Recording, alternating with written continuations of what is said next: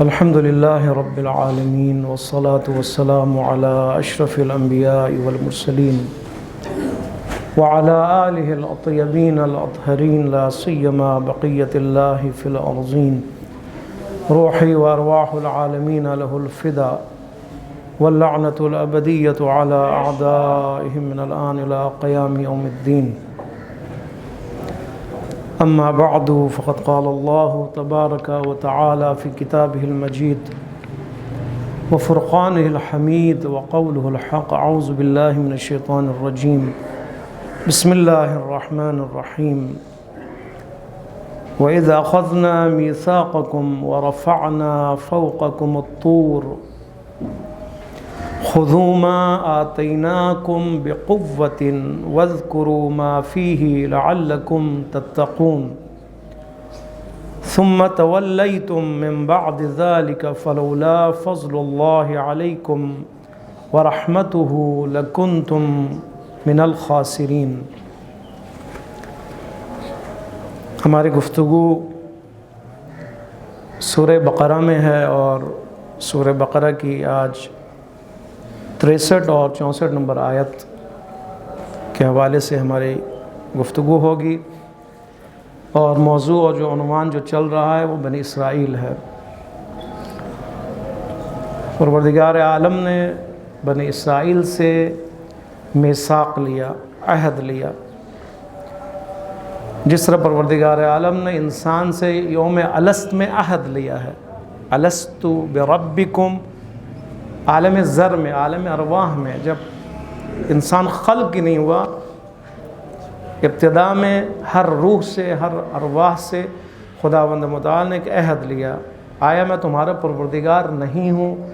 بلا، اے پروردگار جی آپ ہمارے پروردگار ہیں۔ سب نے عہد کیا خدا کی ربوبیت کے حوالے سے کہ خدا ہمارا پروردگار ہے، خدا ہمارا رب ہے، پروردگار عالم ہمارا تربیت دینے والا ہے، پروردگار عالم وہ اللہ ہمارا مالک ہے، ہم مملوک ہیں۔ یہ عہد ہم سب لے چکے ہیں، ابھی یاد نہیں ہے۔ بہت سے مفسرین فرماتے ہیں یہاں پہ عہد سے مراد فطرت ہے، یعنی عہد فطری ہے۔ خو یہ تو ہمیں یاد ہے کہ ہماری فطرت خدا کی طرف ہے، خدا کی عبادت کی طرف ہے، اس خالق حقیقی کی طرف ہے۔ ہر انسان چاہے وہ بت پرست ہی کیوں نہ، اس کے اندر یہ فطرت موجود ہے، راہیں الگ ہے، لیکن خدا کی طرف مراجعت سب کے لیے فطری ہے کہ ایک ایسی ہستی ہو، ایک ایسا خالق ہو کہ جس کی طرف ہماری پیشانی، ہمارے سر جھکے، جو ہماری مدد کرے بحرانی حالات میں، ہماری نصرت کرے، مشکلات حل کرے، ہمارے دعائیں قبول کرے، سارے مسائل کا حل اس کے پاس ہے۔ یہ تو ہے نا، ہر فطرت میں ہے، لیکن بعض لوگ غلطی سے انحرافی صورت میں بت کی طرف چلے گئے، بعض سورج کی طرف چلے گئے، بہت سی چیزوں کو جو حق نہیں ہے، ناحق ہے، ان کی طرف چلے گئے اور انہوں نے پوجنا شروع کر دیا خدا سمجھتے ہوئے، لیکن خدا کی طرف رجحان فطری ہے۔ اس کے علاوہ قوموں سے اللہ نے میثاق بھی لیا ہے نبیوں کے ذریعے سے، جس طرح حضرت موسیٰ علیہ السلام کے ذریعے سے بنی اسرائیل سے خداوند متعال نے اخذ میثاق کیا، یعنی میثاق لیا، یعنی وعدہ لیا۔ کرنا کیا تم نے، تمہارا وظیفہ کیا ہے، تمہاری ذمہ داری کیا ہے، تم نے کرنا کیا ہے، تمہارا مقصد کیا ہے۔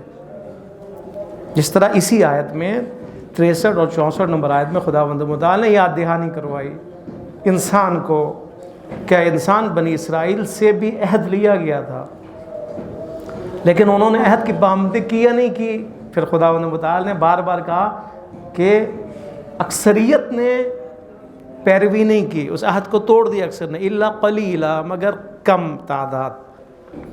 یہاں پہ بھی یہ فرماتے ہیں وَإِذْ أَخَذْنَا مِيثَاقَكُمْ، اس زمانے کو یاد کرو کہ جب ہم نے عہد لیا تم سے، یعنی بنی اسرائیل سے، وَرَفَعْنَا فَوْقَكُمُ الطُّورَ، اور ہم نے قرار دیا تمہارے سروں پر کوہ طور کو، پہاڑ کو، ہم نے تمہارے اوپر، سر کے اوپر قرار دیا کوہ طور کو، جبل طور کو، یا اس بڑے پتھر کو، خذوا ما آتیناکم بقوۃ، اور اس دوران کیا کہا؟ جو میثاق ہے وہ یہ ہے، میثاق کیا ہے کہ تم پکڑو مضبوطی سے اس کتاب کو جو الہی کتاب ہے، خذوا ما آتیناکم بقوۃ، پکڑ لو مضبوطی سے تورات کو تم، بقوۃ، قوت کا لفظ بھی آیا یہاں پہ، مضبوطی سے پکڑو، وَاذْكُرُوا مَا فِيهِ، اور یاد کرو، متذکر ہوتے رہو، دہراتے رہو ان دروس کو، ان تعلیمات کو جو اس تورات کے اندر ہے۔ کیوں؟ وجہ کیا ہے؟ ہدف کیا ہے؟ لعلکم تتقون، اس لیے کہ تم متقی بن جاؤ، متقی بن جاؤ تم۔ اب دیکھیں اسی سورہ بقرہ کی 40 نمبر آیت میں خداوند متعال کیا فرما رہا ہے؟ اوورال ایک فارمولہ جو بتا رہا ہے، اوفو بعہد اوفی بعہدکم، میرے عہد اور میثاق کی پابندی کرو، میں خدا بھی اپنے میثاق اور عہد کی پابندی کروں گا۔ اس کا مطلب ہے دونوں طرفین ہے یہ میثاق، اللہ نے بھی میثاق باندھا ہے، اللہ نے بھی عہد کیا ہے اپنے مخلوق کے ساتھ، ورنہ خدا کو کیا ضرورت ہے عہد باندھنے کی؟ لیکن وہ خدا خالق ہونے کی حیثیت سے، رب ہونے کی حیثیت سے، محسن ہونے کی حیثیت سے، خالق ہونے کی حیثیت سے، مربی ہونے کی حیثیت سے، تربیت دینے والے ایک ہستی کی حیثیت سے عہد باندھ رہا ہے کہ میں نے اس کو خلق کیا، خلق کرنے کے بعد میں خدا عہد باندھتا ہوں کہ اس کی تربیت کے لیے اہتمام کروں گا، اس کی ہدایت کروں گا، آسان راستہ اس کے لیے بناؤں گا، یہ کسی مشکل میں اگر پھنسے تو میں اس کی مدد کروں گا، یہ اگر دعا کرے تو میں استجابت کروں گا، یہ اگر میری نصرت چاہے تو میں نصرت کروں گا۔ یہ عہد خدا ہے، یعنی خدا نے اپنے عہد کی پابندی کا وعدہ کیا ہے، اس شرط کے ساتھ کہ اس کی مخلوق بھی عہد کا وفا بن جائے، وفادار بن جائے۔ اس کے بعد آپ دیکھیں آیت نمبر 83 میں ایک لسٹ خداوند متعال نے اس عہد اور میثاق بیان کی۔ پہلا کیا ہے؟ پہلا میثاق جو لیا بنی اسرائیل سے وہ کیا ہے؟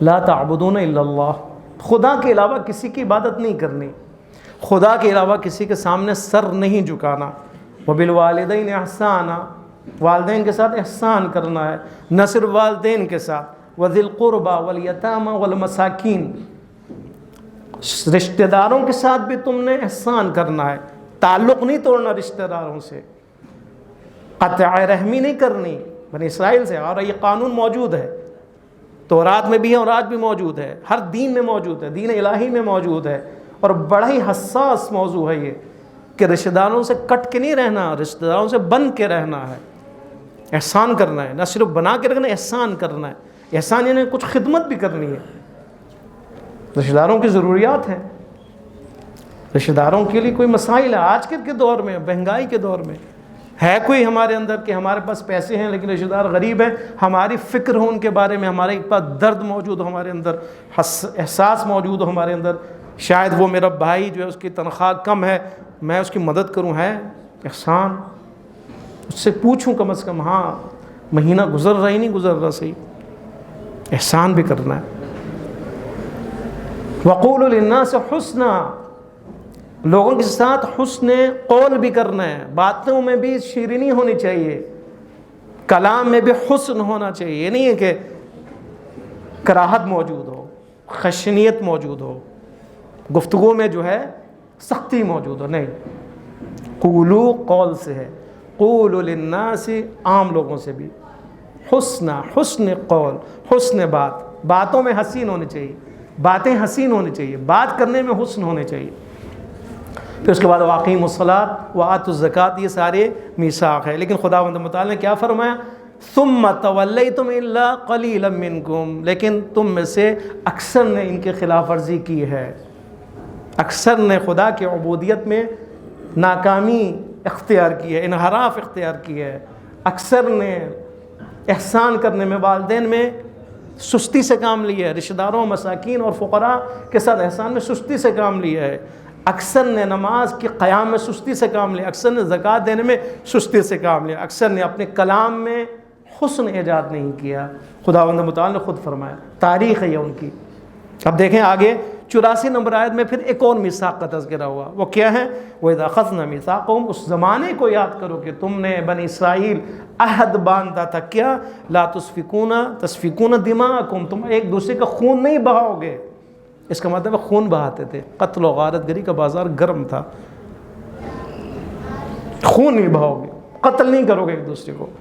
وَلَا تُخْرِجُونَ أَنفُسَكُم مِّن دِيَارِكُم، تم ایک دوسرے کو اپنے وطن سے، اپنے گھروں سے نہیں نکالو گے۔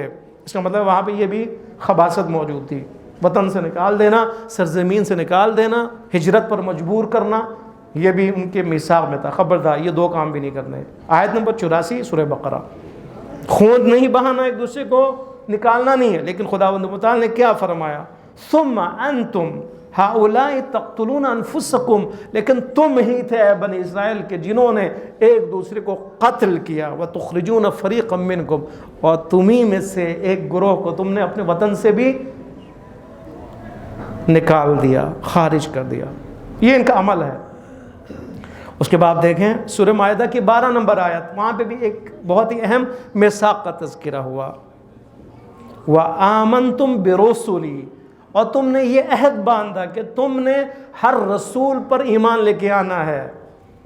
بنی اسرائیل والے ہر رسول پر گزرے ہوئے، حضرت موسیٰ پر بھی، اور آئندہ رسول خدا صلی اللہ علیہ وآلہ وسلم پر بھی ایمان لے کے آنا ہے۔ وَعَزَّرْتُمُوهُمْ، اور ان کی مدد بھی کرنی ہے تم نے۔ دیکھو خداوند متعال نے کیا فرمایا؟ فَبِمَا نَقْضِهِمْ مِيثَاقَهُمْ، اس کی بھی انہوں نے نقض کیا، اس میثاق کو بھی توڑ دیا۔ لَعَنَّاهُمْ، ہم نے کیا کیا؟ ان پر لعنت بھیجا، لعنت کے مستحق قرار پائے۔ میثاق توڑنے کا جو خداوند متعال کی طرف سے جو سزا ہے وہ کیا ہے؟ لعنت ہے۔ لعناہم، پھر ہم نے ان کے اوپر لعنت بھیجا۔ وَجَعَلْنَا قُلُوبَكُمْ قَاسِيَةً، پھر ہم نے ان کے دل کو سخت بنا دیا، دل سخت تھا، اسی لیے انہوں نے انحراف اختیار کیا، میثاق توڑ دیا۔ اس کے علاوہ بھی ہم نے ان کے دل کو مزید سخت کر دیا۔ خدا فرما رہا ہے، آپ دیکھیں میثاق، عہد، انسان کا اپنے رب کے ساتھ عہد، بنی اسرائیل کا پروردگار کے ساتھ عہد، پیمان، کیسے یہ عہد لیا گیا اس کو یہاں پہ بیان ہوا ہے۔ ایک خاص طریقے سے عہد لیا۔ کیسے عہد لیا؟ اس زمانے کو یاد کرو کہ جب ہم نے، یعنی خدا فرما رہا ہے، ہم نے لیا تم سے میثاق، عہد لیا، وعدہ لیا۔ کیسے؟ وَرَفَعْنَا فَوْقَكُمُ الطُّورَ، اس وقت ہم نے کوہ طور کو تمہارے سروں پہ قرار دیا۔ اس کا مطلب ہے متکبر تھے، متمرد تھے، متکبر تھے، تکبر میں اور سرکشی میں تھے وہ۔ خداوند متعال نے خاص طریقے سے، یہ کب کا واقعہ؟ جب حضرت موسیٰ علیہ السلام 40 دن کے بعد کوہ طور سے واپس آئے، گئے اس لیے تھے کہ خداوند متعال سے تورات الہی کتاب لیں، اخذ کریں، لیں، دریافت کریں، اور لینے کے بعد آئے، لوگوں کے درمیان میں کہا، اے بنی اسرائیل، تمہارے لیے تحفہ ہے، تمہاری زندگی کو سنوارنے کے لیے قانون لے کے آیا ہوں، آئین لے کے آیا ہوں، یہ آئین ہے تمہارے لیے، یہ دستور ہے تمہاری زندگی کے لیے، یہ تمہارے طرز زندگی کو بدلنے کے لیے خداوند متعال کی طرف سے قانون کی کتاب ہے، میں لے کے آیا ہوں، یہ میں لے کے آیا ہوں۔ موسیٰ فرماتا ہے میں لے کے آیا ہوں خدا کے بندے متعال کی طرف سے تمہارے لیے، تمہیں سنوارنے کے لیے، اس میں حلال اور حرام ہے، اس میں طرز زندگی ہے تمہارے لیے، اس کو تھام لو۔ لیکن تیار نہیں تھے، کہا موسیٰ ہمیں نہیں چاہیے، ہمیں نہیں چاہیے، انکار کیا۔ خداوند متعال نے اس تکبر کو ختم کرنے کے لیے اسی وقت فرشتوں کو حکم دیا، اے فرشتوں جاؤ کوہ طور کو اکھاڑو، اکھاڑنے کے بعد فضا میں بلند کرو، اور بلند کرنے کے بعد ان کے سروں پہ لے کے آؤ اور ان کو ڈراؤ، خوف میں مبتلا کرو۔ یہی کیا حضرت موسیٰ علیہ السلام۔ دو نظریات ہیں، ایک یہ کہ باقاعدہ فرشتوں نے اس پہاڑ کو، کیونکہ قدرت ہے، ید اللہ، خدا کی قدرت ہے، حکم خدا ہے، پہاڑ کو اکھیڑا، اور اکھیڑنے کے بعد یا اس بڑے پتھر کو، اس کے ایک حصے کو اکھیڑنے کے بعد فضا میں بلند کیے۔ انہوں نے اپنے آنکھوں سے دیکھا کہ اتنا پہاڑ، اتنا بڑا چٹان ان کے سروں کے اوپر تیار ہے، گرنے کے لیے تیار ہے۔ ایک یہ ہے، ایک دوسرا یہ کہ ایک زلزلہ آیا، اس زلزلے نے اس پہاڑ کو الگ کیا، اس ایک بڑے پتھر کو الگ کیا، پھر وہ پتھر ہوا میں اچھلا اور اچھلنے کے بعد ان کے سروں سے ہوتے ہوئے نیچے گرا، اور انہوں نے یہ سمجھا کہ یہ ہمارے اوپر یہ پہاڑ جو ہے خدا کی طرف سے ایک عذاب ہے۔ یہ دو ہیں، پہلا جو ہے زیادہ بہتر ہے کہ خداوند متعال نے فرشتوں کے ذریعے سے اس پہاڑ کو ان کے اوپر قرار دیا، اور اس وقت کیا کہا، خضوع، خوف میں مبتلا کیا، ان کو ڈرایا، ان کو خوف میں مبتلا کیا۔ اگر تم نے موسیٰ کی بات نہ مانی، اگر تورات پر عمل کرنے کا اقرار نہ کیا، اگر تم اپنے اس انکار سے باہر نہ نکلے تو یہ پتھر تمہارے سروں پہ آگے گرے گا۔ یہ تمہارے اپنے اختیار میں، تم جس راستے کا انتخاب کرو، ہلاک ہونے کے لیے تیار ہو، نابود ہونے کے لیے تیار ہو، مرنے کے لیے تیار ہو، یا زندہ رہنا ہے تم نے، اور خدا کے قانون کے مطابق زندہ رہنا ہے، فیصلہ تمہارے ہاتھ میں ہے۔ اگر تم نے ابھی اقرار کیا موسیٰ کی نبوت کا اور اس تورات جو خداوند متعال کی طرف سے تحفتاً تمہارے پاس آیا ہے، اگر اس کو قبول کیا، اس پر عمل کرنے کے لیے اگر راضی ہو، تو یہ پتھر ہٹ جائے گا، ورنہ یہ آ جائے گا۔ یہ ہے اس کا شان نزول۔ آپ کے ذہن میں شاید سوال ہو کہ یہ کیسا ہے کہ خداوند متعال زبردستی اجبار بالاجبار کسی کو جو ہے وہ عمل پر مجبور کیا؟ یہ تو اتنا بڑا کام نہیں ہے، یہ تو اگر وہ قبول بھی کر لے تو اس میں تو کوئی اتنی قیمت نہیں ہے کہ خداوند متعال پہاڑ اوپر قرار دے، اور قرار دینے کے بعد ان کو مجبور کرے کہ ہاں ہم کیا کریں گے، تورات پر عمل کریں گے، تورات کو ہم قبول کرتے ہیں خدا کی ایک الہی کتاب ہونے کی حیثیت سے، اور اس پر ہم عمل کریں گے۔ جی، مفسرین نے اس کا جواب دیا، جواب یہ ہے کہ جی، جہاں پر تکبر ہو، تکبر کو توڑنا ہے، جہاں پہ متکبر ہو انسان، تکبر میں ہو، سرکشی میں ہو، انکار کر رہا ہو اپنے اس فوقیت و برتری کی وجہ سے، اور مقابلے میں آ جائے اور منکر ہو جائے، تو وہاں پہ خداوند متعال خوف کے ذریعے سے مجبور کر سکتا ہے۔ جس طرح ایک تربیتی ایک جو ہے مرحلہ تربیتی میں سے کیا ہے، خوف اور رجا ہے، کہ انسان کی تربیت اس وقت ہوتی ہے جب انسان کے اندر خوف بھی موجود ہو، امید بھی موجود ہو۔ یہی ہے یا نہیں؟ رسول خدا کو خداوند خدا نے کیا بنایا؟ بشیرا و نذیرا، مبشر خوشخبری دینے والا، اور ساتھ ساتھ ڈرانے والا، دونوں چیزیں ہونی چاہیے، خوف بھی ہونا چاہیے، امید بھی ہونی چاہیے، خوشخبری بھی ہونی چاہیے اور بدخبری بھی ہونی چاہیے۔ یہ نہ ہو کہ صرف بحث تمہارے لیے، نہ، ساتھ میں جہنم کا بھی تذکرہ ہونا چاہیے کہ اگر سدھرو گے تو بہشت ہے، نہیں سدھرو گے تو آگ ہے تمہارے لیے۔ دونوں ہونا چاہیے۔ والدین کے لیے بھی یہی ہے، والدین یہ نہ ہو کہ صرف آئس کریم کھلاتے ہوئے اس کی تربیت کریں، ہاں صرف خوشی کے ساتھ، اور صرف اس اولاد کو اس کے خوشی کے لیے، خوش کرنے کے لیے، خوش کرتے ہوئے اس کی تربیت کرے، اور اس بات کے لیے تیار نہ ہو کہ میرا بیٹا میرا بچہ روئے، اس بات کے لیے تیار نہ ہو اس کو جو ہے نا کوئی ایک لگے، اس کو سدھارے، اس کا ایک کان پکڑے، ہے نا بہت سے اولاد، بہت سے والدین تیار نہیں ہوتے کہ ایک تھپڑ بھی اسے لگے، کہ نہیں یہ نہیں ہو سکتا، میرا بیٹا جو ہے بڑا میرا چہیتا ہے، یہ تو روئے گا۔ نہیں، خوف بھی دلانا ہے، ساتھ اس کو خوش بھی رکھنا، دونوں ہے۔ اور دوسری بات، یہاں پہ جو اجبار ہے عملی میدان میں اجبار ہے، آپ شریعت پر مجبور ہیں یا نہیں ہیں؟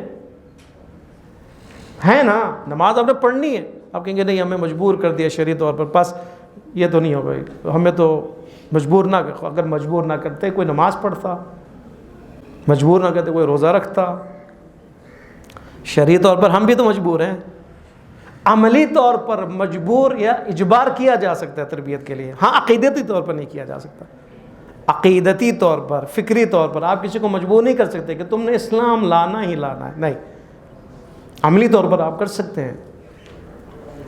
یہاں پہ بھی خوف میں کہ اس پہاڑ نے تمہارے پر گرنا ہے، خبردار، تورات پر عمل کرنے کی، کیونکہ عقیدہ ان کا تھا، موسیٰ کی نبوت پر اقرار کرتے تھے، عقیدہ ان کا تھا، لیکن عملی میدان میں سست تھے، بھاگنا چاہتے تھے، آزاد رہنا چاہتے تھے، قوانین کی پابندی نہیں چاہتے تھے، کیونکہ قوانین زنجیروں کی طرح ہوتی ہیں، قوانین پہ عمل کرنا، یعنی زنجیر اپنے اوپر خود انسان ڈال رہا ہے. اور انسان کے جس میں عقل نہ ہو وہ بھاگتے ہیں، قوانین سے بھاگتے ہیں. پاکستان کا جو سب سے بڑا مسئلہ کیا ہے؟ رول آف لا کا نہ ہونا ہے. لا ہے لیکن رول آف لا نہیں ہے، نفاذ نہیں، قانون کا نفاذ نہیں ہے. اس لیے ہمارے ملک کا یہ حشر ہوا ہے. اور ہمارا جو انفرادی طور پر جو حشر ہوا ہے، گناہوں میں مبتلا ہونا، انحرافی صورت اختیار کر دینا، یہ سارا بھی کہ ہمارے اوپر امپلیمنٹ نہ ہونا ہے، کہ ہم نے شرعی احکام کو، قرآنی اور دینی اور الہی احکام کو اپنے اوپر نافذ نہیں کیا. ابھی حکومت نے نہیں کرنا نا، ہم نے اپنے اوپر کرنا ہے. قرآن کے قوانین حلال و حرام ہم نے اپنے اوپر ہم نے نافذ کرنا ہے. بس یہاں پہ بھی آپ دیکھیں کہ قانون پر کا نفاذ نہیں ہو رہا، تو وہاں پہ آپ دیکھیں گے ماحول خراب ہو جائے گا. چاہے ملکی ماحول ہو، چاہے گھریلو ماحول ہو، چاہے وہ گلی کوچے میں ماحول ہو، چاہے کہیں بھی کوئی ماحول ہو، ماحول نے خراب ہونا ہوتا ہے اگر رول پہ عمل نہ ہو تو. اب رول پہ عمل کرنے کے لیے یہاں پہ زبردستی اجبار ہے، عملی میدان میں ان کو آگے لانے کے لیے اجبار ہے. ٹھیک ہے، عقیدتی نہیں ہے. کرنا کیا ہے؟ اب دیکھیں اتنا خداوند متعال اہتمام فرما رہا ہے، اخذ لے رہا ہے، یعنی عہد لے رہا ہے، میثاق لے رہا ہے کہ اس کو پکڑنا ہے بقوت، قوت کے ساتھ. ٹھیک ہے، تورات کو تم نے پکڑنا ہے، تھامنا ہے. بقوت، خذوا ما آتیناکم بقوت، قوت کے ساتھ. امام صادق علیہ السلام کے سے سوال کیا گیا، اللہم صلی علی محمد وعلی محمد. یہاں پہ قوت سے کیا مراد ہے؟ یہ قوت سے مراد یہ کہ میں تورات کو قوت سے پکڑوں، زور سے، یعنی میرے ہاتھ میں طاقت ہو اور میں اس کو پکڑ کے رکھوں، یہ مراد ہے. یا یہاں سے مراد جو ہے عقلی ہے، فکری ہے، روحانی قوت بھی مراد ہے. فرمائے دونوں مراد ہے، قوہ جسمی بھی مراد ہے، قوہ عقلی بھی مراد ہے، دونوں مراد ہے. یعنی خداوند متعال نے بنی اسرائیل سے کہا کہ تورات کو مضبوطی سے پکڑو، یعنی جسمانی طاقت بھی تمہارے اندر ہونی چاہیے اس پر عمل کے لیے، اور تمہارے اندر فکری اور معرفتی طاقت بھی ہونی چاہیے، قدرت مند ہونا چاہیے تمہیں. بقوت، قوت کی ضرورت ہے، طاقت کی ضرورت ہے. تورات اور قرآن پر عمل کرنے کے لیے، الہی قوانین پر عمل کرنے کے لیے قوت ارادی کی ضرورت پڑتی ہے. اذان محترم، اس ماحول میں، آج کے ماحول میں میڈیا والے خراب کرنے پہ تلے ہوئے. آپ کے لٹریچر جو ہے اور اسکول اور یونیورسٹی کا ماحول آپ دیکھیں، ہر جگہ پر فتنہ ہی فتنہ ہے. دوست دیکھیں، دوست خراب ہو رہے ہیں، سہیلیاں خراب ہو رہی ہیں. موبائل پہ ہر کچھ جو انسان دیکھ سکتا ہے وہ دیکھ سکتے ہیں، اس کے ہاتھ میں فتنہ موجود ہے. اور وہاں پر قوت کی ضرورت ہے، مضبوطی کی ضرورت ہے. خذوا ما آتیناکم بقوت، اے بنی اسرائیل تورات کو مضبوطی سے پکڑنا ہے، یعنی تمہیں مضبوط ہونا پڑے گا اس کو پکڑنے کے لیے، اس پر عمل کرنے کے لیے. کمزور ہو گئے تو تورات پر عمل نہیں ہو سکتا. اور آج کل کے ماحول میں خذوا بقوت قرآن کے لیے ہم اپلائی کرتے ہیں کہ قرآن کے لیے بھی اسی کی ضرورت ہے، مضبوط ہونا پڑے گا، عقیدتی طور پر مضبوط ہونا پڑے گا، فکری طور پر مضبوط ہونا پڑے گا، جسمانی طور پر بھی مضبوط ہونا پڑے گا. کیونکہ روح پر جسم اثر کرتا ہے. ہمارا جسم اگر صحیح ہے، سالم ہے، صحت مند ہے تو اس کا اثر روح پر. آپ نماز پڑھ سکتے ہیں، مسجد میں آ سکتے ہیں اگر صحت مند ہو تو. اگر صحت نہیں تو آپ تو گھر میں بیٹھے رہیں گے، کہاں نکل سکتے. صحت مند ہو تو کھڑے ہو کر نماز پڑھ سکتے ہیں، سجدے میں جا سکتے ہیں، رکوع میں جا سکتے ہیں. صحت مند نہ ہو تو وہ تو بیٹھا رہے گا، لیٹا رہے گا. لہٰذا دونوں قوت کی ضرورت ہے، قوت جسمانی، قوت فکری بھی، قوت بدنی بھی، قوت عقلی بھی. سوچنے کی قوت اس کے اندر ہو، فکر کرنے کی قدرت ہو اس کے اندر، عمل کی قدرت اس کے اندر.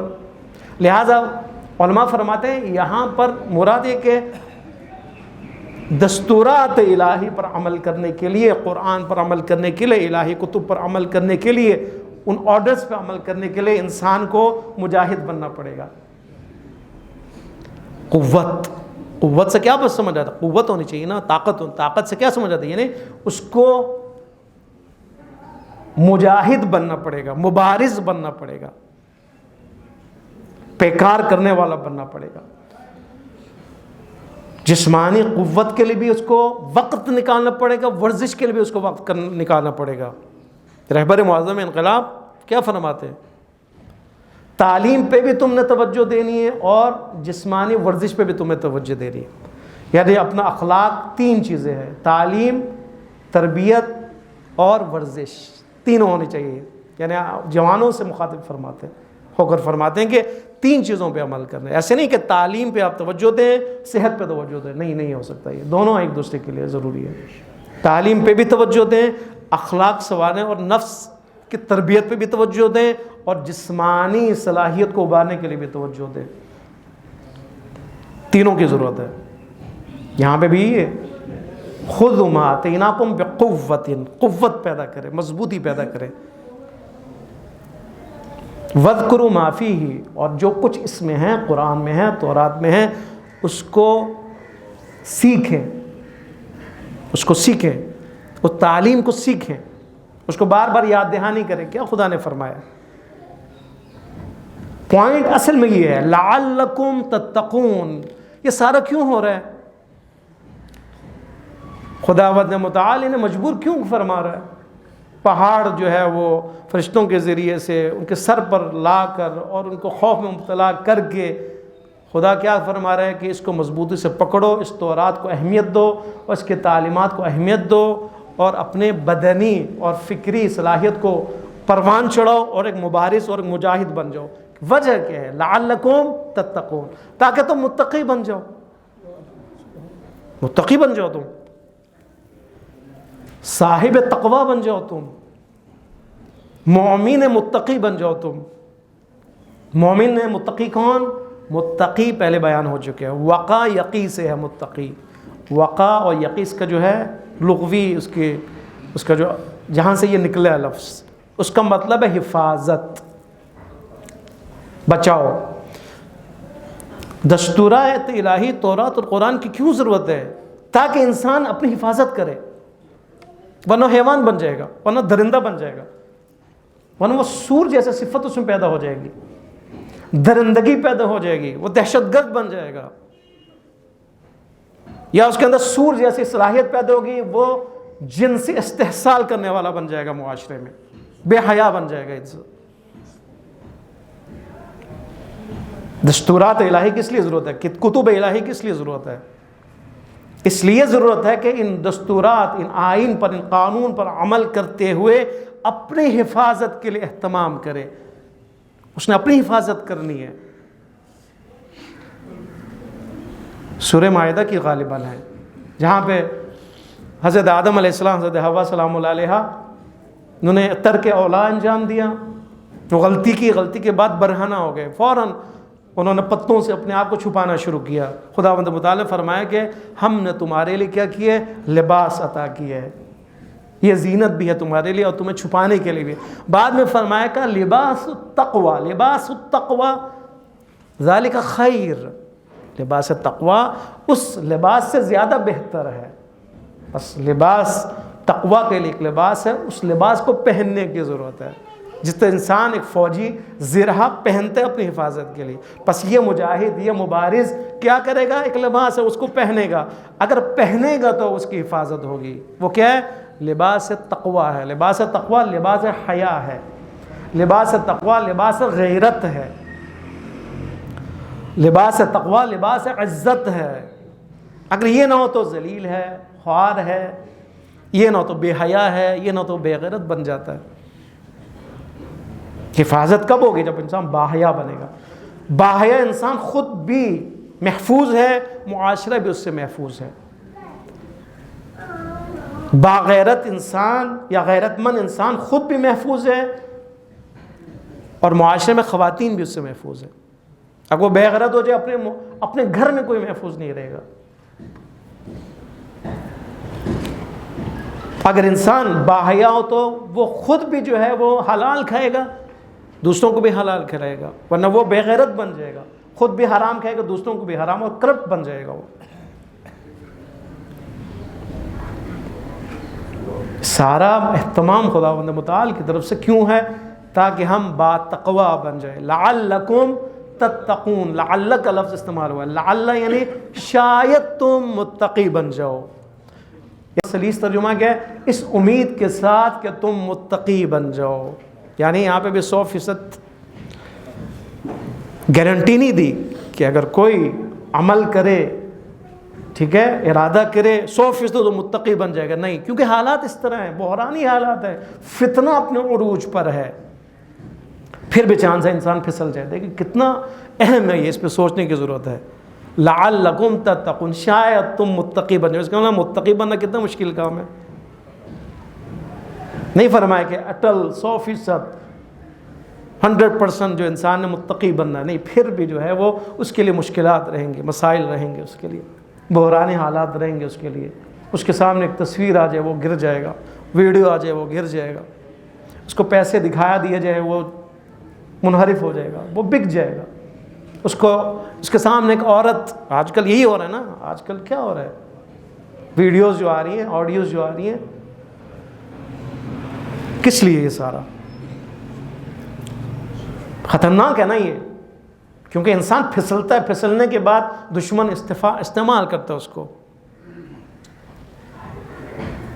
آج کل زیادہ خطرناک، اس زمانے میں بنی اسرائیل کے دور میں نہ ویڈیوز نہ آڈیوز، کوئی ایسا کانسیپٹ نہیں تھا، انسان اور اس کا اپنا گناہ۔ لیکن یہاں پر کیا ہے، انسان پھسلتا ہے، پھسلنے کے بعد اس کی ویڈیوز بھی آ جاتی ہے، آڈیوز بھی آ جاتی ہے، اس کو بلیک میلنگ شروع ہو جاتی ہے اس کی۔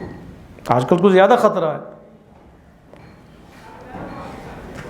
اس لیے فرمایا بقوت، اور اس کے فرمایا کہ قوت کے ساتھ اٹھنا ہے، قوت کے ساتھ قیام کرنا ہے، اس کو اپنا عائد بنانا ہے، اس کو بار بار دہرانا ہے۔ وَاذْكُرُوا مَا فِيهِ، اس کے اندر جو کچھ تمہارے لیے سلیبس ہے اس کو بار بار پڑھنا ہے، اس کی طرف دوبارہ اس کی طرف مراجعہ کرنا ہے، بار بار کھولنا ہے، اس کا مطالعہ کرنا ہے، اس کی قراءت کرنی ہے، اس کا ترجمہ دیکھنا ہے، اس پیغام کو لینا ہے۔ کیوں؟ لعلکم تتقون، تاکہ تم متقی بن جاؤ، متقی بن جاؤ یعنی اپنی حفاظت کرنے لگو، تاکہ تم اس سسٹم، حفاظتی سسٹم میں تم آ جاؤ، تاکہ تم اپنا محافظ بن جاؤ، تم اپنا محافظ بن جاؤ۔ تقوی متقی یعنی جو اپنا محافظ ہے، اپنا محافظ ہے۔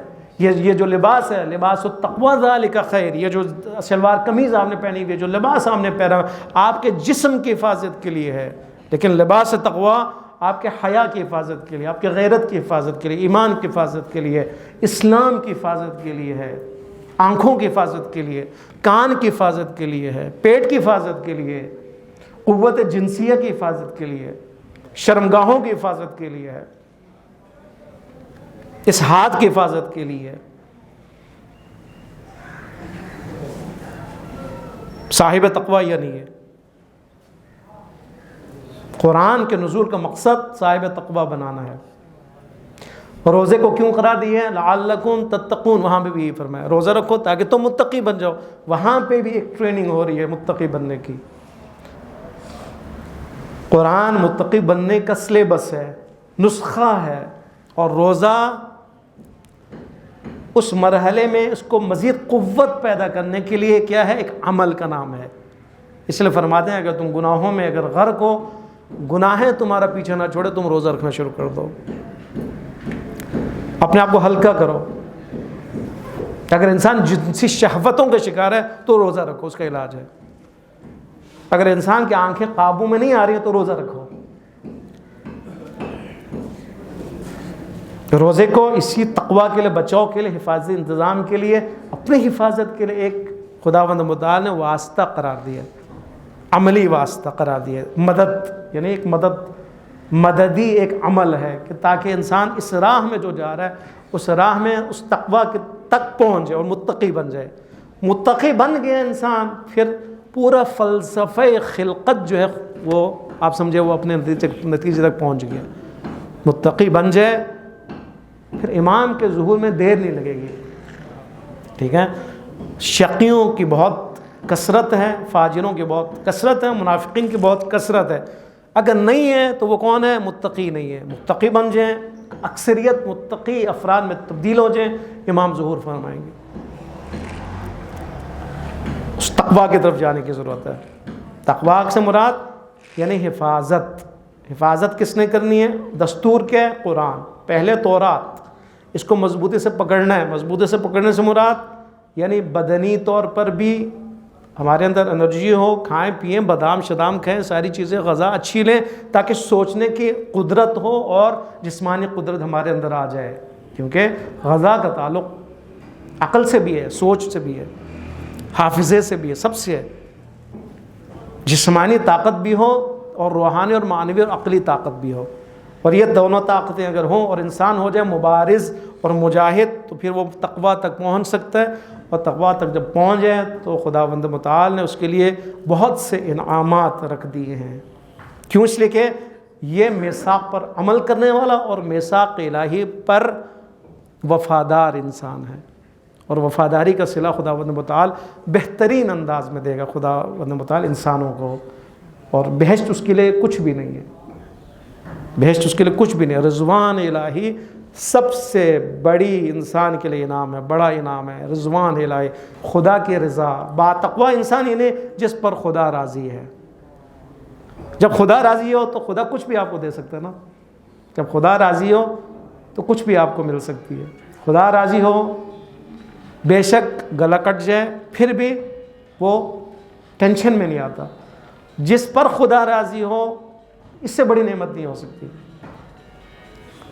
اور جس سے خدا راضی ہو اس کے لیے اس کی بڑی کیا نعمت ہے، اور وہ خدا سے راضی ہو دونوں طرف۔ وہ خدا سے راضی ہوگا تو خدا راضی ہے نا، وہ خدا سے راضی ہو یعنی خدا کے قوانین سے راضی ہو، قرآن سے راضی ہو، تعلیمات سے راضی ہو، اور خدا یقیناً اس سے راضی ہے۔ خداوند متعال کی بارگاہ میں ہم دعا کرتے ہیں، پروردگار عالم بحق قرآن، بحق محمد و آل محمد، ہم سب کو قرآن پر عمل کرنے والا قرار فرما۔